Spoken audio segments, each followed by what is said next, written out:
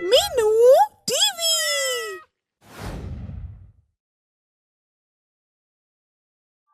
सोमपुर नाव के गांव में दीनदयाल नाम का एक रिटायर्ड हेडमास्टर रहता था। सब उसे मास्टर दीनदयाल कहकर बुलाते थे। एक दिन सुबह सुबह मास्टर जी भ्रमण के लिए गए तो उनकी नजर एक ऐसी लड़की पर पड़ी जो पहाड़ी से कूदकर आत्महत्या करने वाली थी। उसे देखते ही मास्टर जी उस लड़की की तरफ दौड़े और फिर किसी तरह उसे आत्महत्या करने से रोका। लड़की बहुत अधिक परेशान थी और बार बार मरने की जिद कर रही थी। आप मुझे मत बचाइए, मुझे मरने दीजिए, मैं अब जीना नहीं चाहती। उसकी यह जिद देखकर मास्टर जी को उस पर गुस्सा तो बहुत आता है, मगर वे गुस्सा दिखाने की बजाय उसे प्यार से ही समझाते हैं। देखो बेटी, अगर भगवान ने तुम्हारी मौत लिखी होती तो इस समय हमें यहाँ नहीं भेजते। अब हम अपनी आंखों के सामने तो तुम्हें मरने देंगे नहीं, इसीलिए जो भी परेशानी है हमें खुलकर बता दो। हम तुम्हारी परेशानी दूर करने की भरपूर कोशिश करेंगे। हम तुम्हारे बाप जैसे हैं, हमसे कुछ मत छिपाओ। मास्टर जी के ये कहने पर लड़की फूट फूट कर रोने लगती है और अपने बारे में बस यही बताती है कि उसका नाम गीता है और वह एक अनाथ लड़की है। मास्टर जी को इस अनाथ लड़की पर तरस आ जाता है। देखो गीता बेटी, मैं भी तुम्हारी तरह इस दुनिया में अकेला ही हूँ। अकेला होने का मतलब मरना नहीं होता, इसलिए मरने की मत सोचो। तुम मेरे साथ मेरे घर चलो। मैं समझूंगा कि मुझे बुढ़ापे में आकर एक बेटी मिल गई है।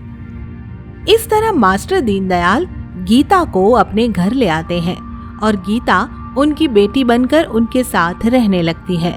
फिर कुछ महीने बाद ही लोग देखते हैं कि गीता गर्भवती है। गीता को गर्भवती देखकर लोग मास्टर जी पर संदेह करने लग जाते हैं और उन पर तरह तरह के लांछन भी लगाने लगते हैं।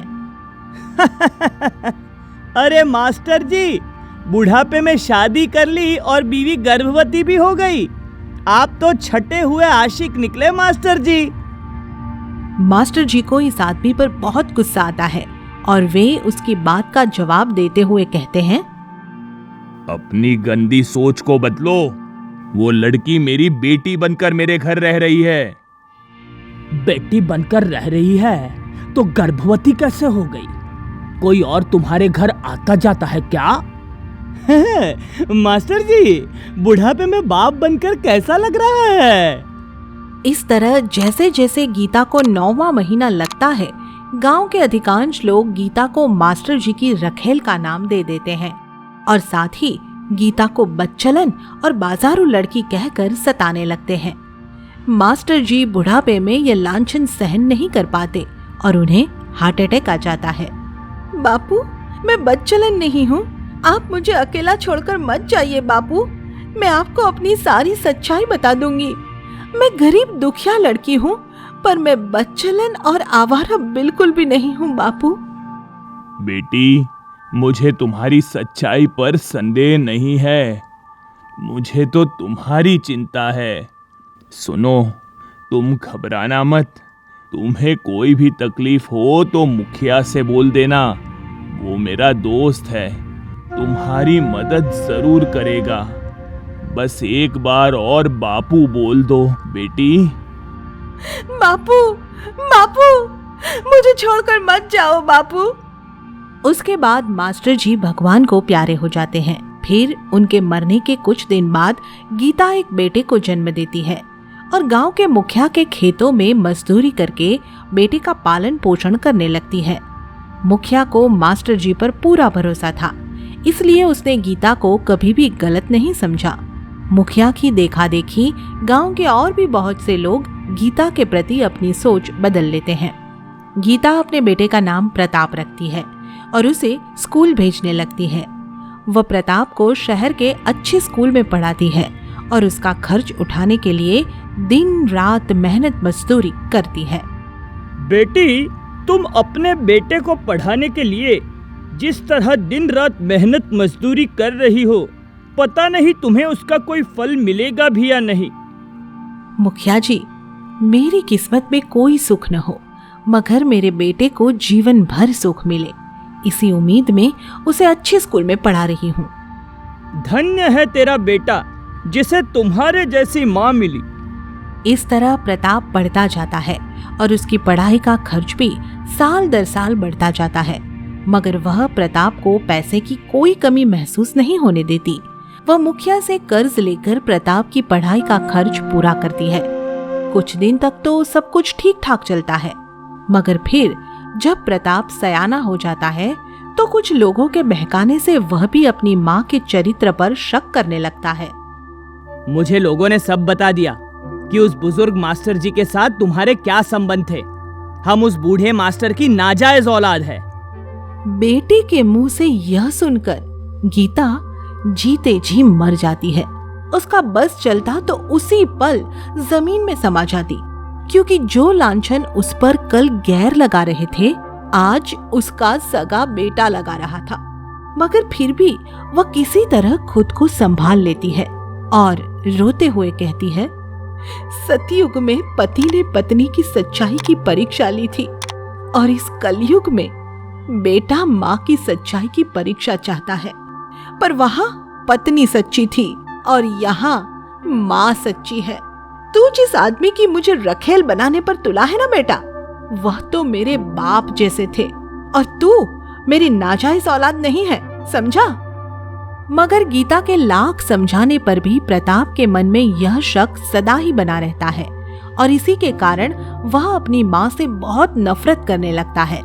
साथ ही उसके मन में यह भी पक्का बैठ जाता है कि वह मास्टर जी की ही नाजायज औलाद है। इसलिए जैसे ही पढ़ाई लिखाई खत्म करके उसे शहर में नौकरी मिल जाती है, वह अपनी माँ को गांव में अकेली छोड़कर शहर में जा बसता है। वह एक बिल्डर के पास इंजीनियर के पद पर काम करने लगता है। उसके जाने के बाद गीता बीमार रहने लगती है और फिर एक दिन मुखिया उसके घर आकर कहता है, बेटी, तुम्हारा बेटा तो तुम्हें अकेले छोड़कर शहर भाग गया, अब मेरे कर्ज का क्या होगा? मुखिया जी, आप घबराइए मत, मैं अपना ये घर आपके नाम कर दूंगी। इससे तो आपका कर्ज पक्का उतर ही जाएगा। पर गीता बेटी, फिर तुम रहोगी कहाँ? मैं वहीं रहूंगी मुखिया जी, जहाँ मेरे बापू रह रहे हैं। जिंदगी के थोड़े से दिन बचे हैं, कुछ दिन बाद मैं भी मास्टर जी के पास चली जाऊंगी। बेटी, मुझे भी तुम मास्टर जी ही समझो। भला उनकी बेटी का घर मैं कैसे ले सकता हूँ? तुम जब तक चाहो इस घर में रहो, पर मरने की बात कभी मत करना। यह कहकर मुखिया चला जाता है और फिर इसके कुछ दिन बाद शहर में प्रताप के साथ एक अजीब घटना घटती है। वह अपने बॉस केशव प्रसाद के ऑफिस में जाता है तो वहाँ दीवार पर अपनी माँ की फोटो लगी देखकर हैरान रह जाता है। सर, ये फोटो किसकी है? ये हमारी जिंदगी, हमारी पत्नी की फोटो है। अब कहाँ है ये? क्या आपके साथ रहती है? नहीं रहती, न जाने हमें अकेला छोड़कर कहाँ चली गई। सालों से तलाश रहे हैं, मगर मैं जानता हूँ कि ये कहाँ है। यह सुनते ही केशव गीता से मिलने के लिए बेचैन हो उठता है और तुरंत गाड़ी में सवार होकर प्रताप के साथ उसके गांव की तरफ रवाना हो जाता है। गाड़ी में बैठे बैठे केशव पुरानी यादों में डूब जाता है। गीता, हमारी सुहाग रात इस होटल में मनेगी और फिर कल सुबह हम अपने घर चले जाएंगे। तुम खुश तो हो ना गीता? हाँ, बहुत खुश हूँ जी। सुनो, मैं एक बार कंस्ट्रक्शन साइट पर होकर आता हूँ। मैं 1 घंटे में लौट आऊंगा, तब तक तुम तैयार हो जाना, फिर हम अपने घर चलेंगे। यह कहकर केशव निकल जाता है और फिर रास्ते में उसकी गाड़ी का एक्सीडेंट हो जाता है। फिर कई दिन बाद अस्पताल में होश आता है तो उसकी एक टांग कट चुकी होती है और साथ ही गीता भी उसका इंतजार करके होटल से जा चुकी होती है। हे भगवान, ये क्या हो गया? इसके साथ ही प्रताप का घर आ जाता है और अब केशव बरसों के बाद फिर से अपनी पत्नी गीता के सामने खड़ा होता है। गीता उसे देखते ही फपक फपक कर रोने लगती है।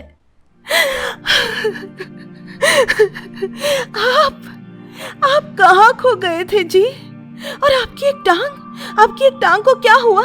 आप अपाहिज कैसे हो गए? गीता के यह पूछने पर केशव उसे पूरी कहानी सुनाता है और फिर गीता रोते हुए कहती है, किस्मत ने बहुत बड़ा खेल खेला हमारे साथ, पर कुछ एहसान भी किए।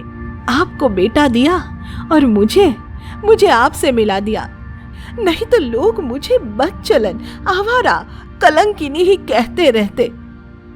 बेटा होने की बात सुनकर केशव फूला नहीं समाता, परंतु यह सच्चाई सामने आते ही गांव के उन लोगों के सिर शर्म से नीचे झुक जाते हैं जो गीता को चरित्रहीन समझ रहे थे। और इसके साथ उसका बेटा प्रताप भी मारे शर्म के जमीन में गड़ जाता है। फिर अपनी करनी पर पछताते हुए बहुत रोता है और अपनी माँ के चरणों में गिरकर माफी मांगता है। सुधीर के घर से जोर जोर से चीखने की आवाजें आ रही थी। ऐसा तमाशा उसके घर में रोज का काम था। सुधीर की पत्नी अपनी छोटी बेटी ईशा को अभागिन और मनहूस समझती थी, क्योंकि उसके जन्म लेने के एक दिन बाद ही सुधीर चल बसा था और ऊपर से ईशा का रंग भी इतना काला था कि उसे देखकर बहुत से लोग नाक चढ़ा लेते थे और उससे बात करना तक पसंद नहीं करते थे। सब उसे काली कहकर बुलाते थे। ईशा की सगी माँ भी उन्हीं लोगों में से एक थी। बस फर्क इतना था कि उसे मजबूरन ईशा से बात करनी पड़ जाती थी, पर वो बात भी क्या करती थी, बस गालियां और ताने देकर मासूम लड़की पर जुल्म ही ढाती रहती थी। जैसी काली बदसूरत शकल है तेरी, वैसी ही काली किस्मत है तेरी। मनहूस पैदा होते ही पिता को खा गई और खेत क्यार सब बिक गया। तुम मर क्यों नहीं जाती? न जाने भगवान तुझसे कब छुटकारा दिलाएगा। अम्मा, थोड़ा सा दूध ही तो गिर गया है, भला इसमें भी इतना भला बुरा कहने की क्या जरूरत है? अगर यही दूध तुम्हारी इस गोरी चिट्टी बेटी अलीशा से गिर जाता तो क्या तुम इतनी भड़कती? मेरा नाम बीच में मत लिया करो, वरना बहुत मारूंगी। इस काली कलुटी के मुंह मत लग बेटी, नहीं तो सारा दिन खराब हो जाएगा। अब अपने बस्ते उठाओ और स्कूल जाओ, इससे तो मैं स्कूल से आने के बाद लिपट लूंगी। माँ के समझाने पर अलीशा चुप हो जाती है और फिर दोनों बहनें अपने बस्ते उठाकर स्कूल के लिए निकल जाती है। अलीशा आगे आगे और ईशा उसके काफी पीछे पीछे चले जा रही है। रास्ते में स्कूल जाने के लिए कई लड़कियां और भी मिलती हैं, मगर वे सब अलीशा से ही बात करती है, ईशा की तरफ देखती तक नहीं। ईशा को यह सब देखकर दुख तो बहुत होता है, पर यह तो रोज का ही काम है, इसलिए ईशा को यह सब सहने की आदत पड़ गई है। उधर स्कूल में भी ईशा के साथ उसके बेंच पर कोई लड़की नहीं बैठती। सभी उसे मनहूस समझकर उसे दूर रहना ही पसंद करती है, मगर मास्टर राम मोहन को यह बात बहुत खलती है।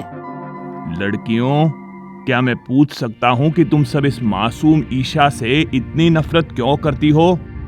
क्योंकि यह काली कलुटी भूतनी मनहूस है।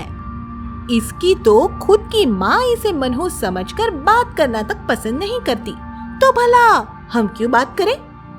एक सगी माँ और पढ़ने लिखने वाली लड़कियों की ऐसी घटिया मानसिकता देखकर मास्टर जी को बहुत दुख होता है और वह लड़कियों को समझाते हैं। देखो, किसी का रंग काला हो जाने से कोई मनहूस नहीं हो जाता है। ईशा भी तुम्हारी ही तरह एक मासूम लड़की है, इसलिए तुम सब ईशा के साथ ऐसा व्यवहार मत किया करो कि उसे दुख हो। मगर मास्टर जी के समझाने पर भी कुछ नहीं बदलता है और बेचारी ईशा इसी तरह घर और बाहर लोगों की नफरत और जुल्म का शिकार बनती रहती है।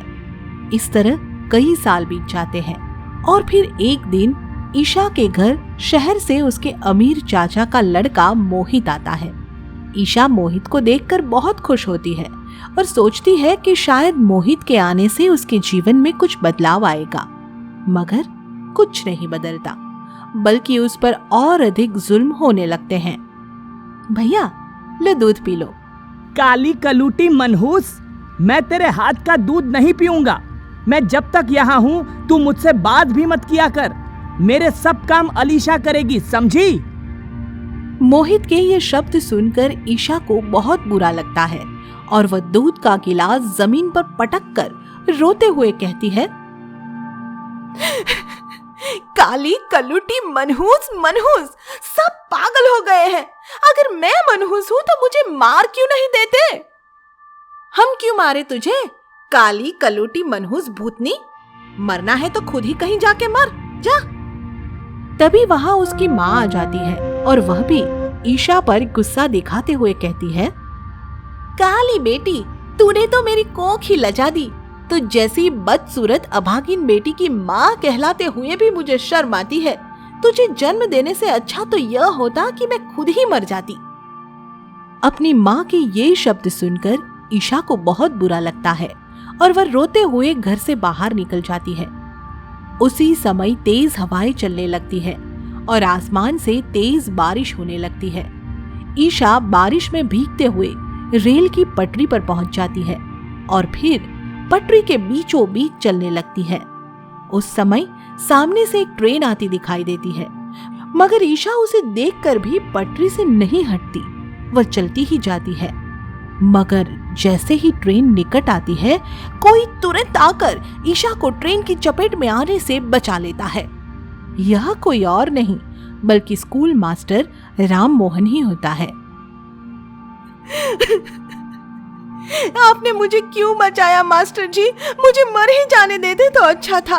मैं इस दुनिया के लिए मनहूस हूँ और अपनी माँ के कोख के लिए कलंक भी।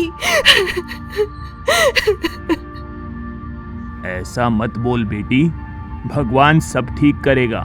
हिम्मत और सब्र से जीना सीख। भगवान की कृपा से तेरा बुरा समय भी जल्दी ही अच्छे समय में बदल जाएगा और फिर तुझे मनहूस समझकर तुझसे नफरत करने वाले भी तुझसे प्यार करने लगेंगे। वो दिन कब आएगा मास्टर जी? और ना जाने आएगा भी या नहीं। उस दिन के बाद ईशा हिम्मत और सब्र से जीने की ठान लेती है और इस तरह कुछ महीने ठीक ठाक बीत जाते हैं। फिर एक दिन ईशा की माँ और बहन अलीशा मोहित की कार में बैठकर कहीं सैर सपाटे पर जाने की तैयारी करते हैं। तो माँ ईशा को समझाते हुए कहती है, काली, हम मोहित के साथ घूमने जा रहे हैं और 2 दिन बाद घर लौटेंगे। हमारे पीछे से घर का ठीक से ख्याल रखना, कोई नुकसान ना हो जाए। ठीक है, अब सब जाओ, मैं घर का अच्छे से ध्यान रखूंगी। माँ और बहन दोनों खूब सज सवर कर घर से बाहर सैर सपाटे पर जा रहे थे। सब खुशी से फूले नहीं समा रहे थे, मगर ईशा मन ही मन बहुत दुखी थी।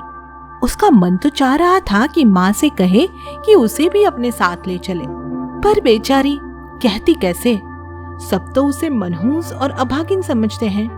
यह सोचकर वह खामोश रह जाती है और वे सब चले जाते हैं।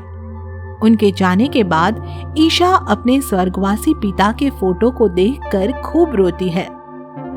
बापू, बापू, क्या मैं मनहूस हूँ? क्या मैं अभागिन हूँ? क्या आपकी जान मैंने ली है? मैं काली हूँ इसलिए सब मुझसे नफरत करते हैं और मनहूस समझते हैं। बापू, बापू, मुझसे तो मेरी माँ भी प्यार नहीं करती बापू। ईशा जब रोते हुए सब कह रही होती है, तभी अचानक उसे भ्रम हो उठता है कि उसके बापू की फोटो उससे कुछ कह रही है।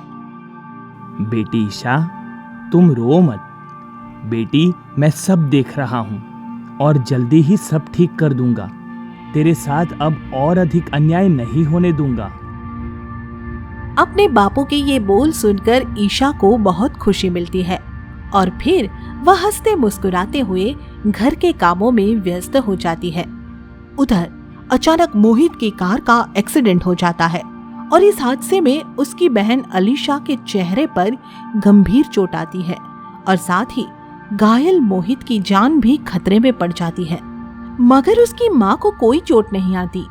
इस हादसे की खबर मिलते ही ईशा मास्टर जी को साथ लेकर अस्पताल पहुंच जाती है।